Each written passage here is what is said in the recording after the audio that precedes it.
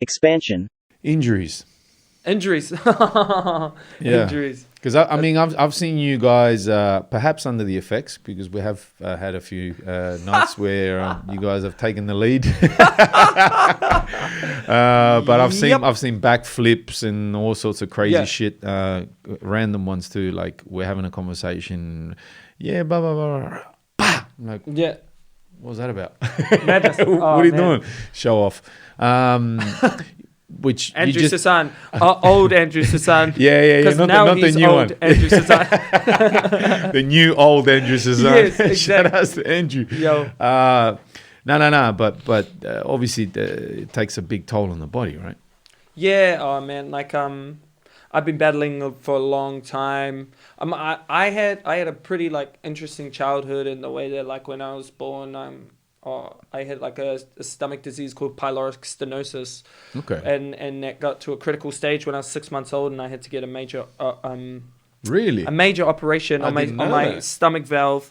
They were having trouble letting things into my stomach. Okay. I was going to die if I didn't get this surgery. I never even heard of that funny story disease, man. I'm gonna rip on my mum here, but so yeah, I got the surgery, and I've got a huge kind of scar on my stomach to show for it. A lot of people think it's my appendix. I have got that out too, but I got microsurgery like they do these days. Sure. But I got a big scar, and actually my physio kind of was asking me. I've been going to a physio. Shout out to Shihan, you're the man.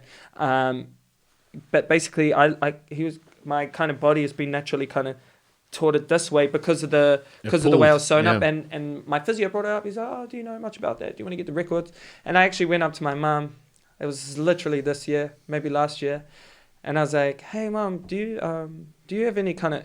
My physio is saying that the surgery might have something to do with it. Do you know anything about this? And she's like, "Oh yeah, it did go a little bit wrong, didn't it?" And I was like,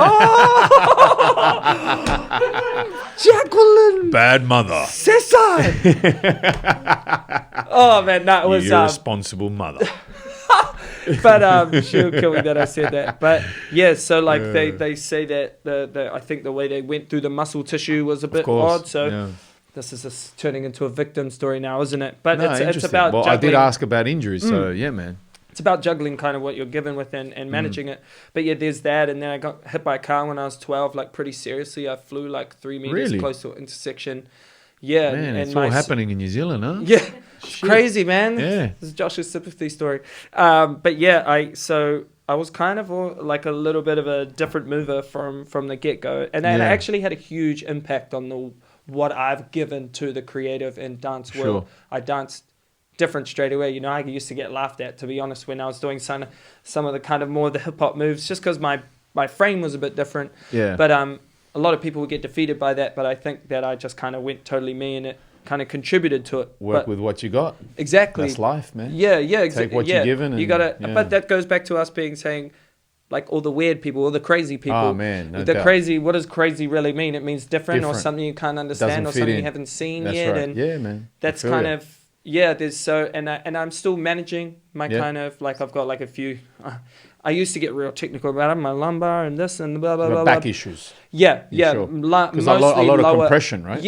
Like but a lot of the acrobatics pounding, and terrible warming up, warming down practices that hip hop has compared to most studio styles. They've been very trained and educated in that. Stretching, but hip hop dancers warming up and everything. Yeah, like knees. You look at some of the old school hip hop dancers. Some of them can't even walk because of their knees and stuff. There is just no actual technical or education behind it. But yeah, I've been juggling that for a long time, and I have an incredible kind of physio who's like super passionate. But yeah, over the years I've kind of learned so much about my body through my injuries, and there's so much complaining that was being done at the start of my journey, and I still have my days here and there. I'm sure you do. Ultimately, as me and my role as a coach and a mentor and a choreographer, I feel like sometimes I was destined to have a kind of a hard road through, because now my students, they know that from you. I want to know, they're starting to realize that, like, shit, like in the nicest way, I don't want to end up kind of managing my injuries so much. Man, no doubt. And I look into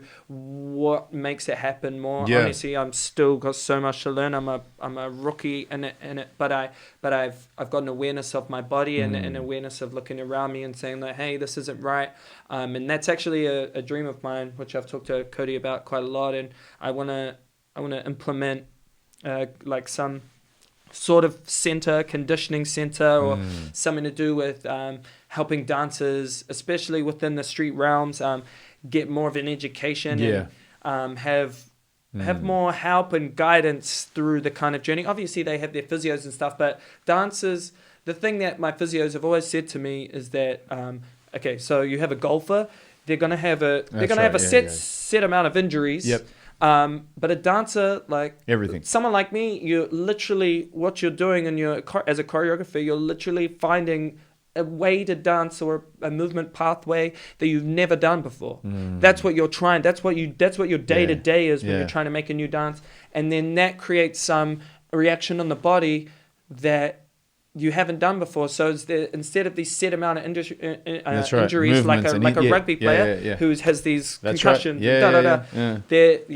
my physio sometimes all like, over the place. What the fuck did you do this time? You were fixed like 3 days ago, and I show him. I've shown him videos now. That's really cool, because he's started to analyze how I dance and stuff, and he's like, oh shit, that must be doing blah blah blah blah blah blah. That good. You move because of this, and I've been very passionate because of this to try and help dancers have a longer career. Sure. Because a lot of hip hop dancers stop when they're 30 because they're lack of education and lack of management. And I think everything when it comes to nutrition and all of that, it's education is the thing. You can't hate on them and be like, you didn't warm up and warm down. It's like, fuck, I don't know what the fuck I was doing when I was warming up and warming down.